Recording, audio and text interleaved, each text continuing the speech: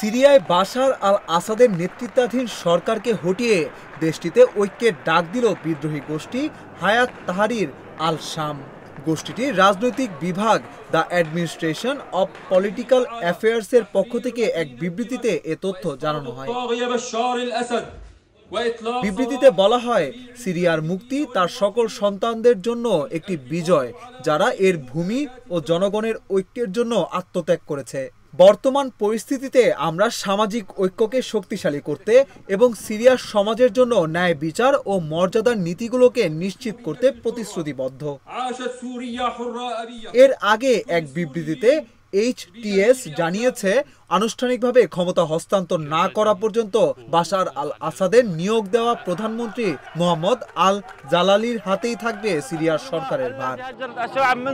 বিবৃতিতে এইচটিএস প্রধান আবু মোহাম্মদ আল জোলানি বলেন, বিরোধীদের দামেস্কের কোনো প্রতিষ্ঠানের দখল নিতে নিষেধ করা হয়েছে।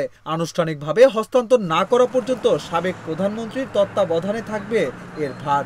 উৎসবের সময় গুলি চালানোও নিষিদ্ধ। ব্রিটিশ সংবাদ মাধ্যম বিবিসির প্রতিবেদনে বলা হয়েছে, রাজধানী দামেস্ক দখলে নিয়েছে এইচটিএস।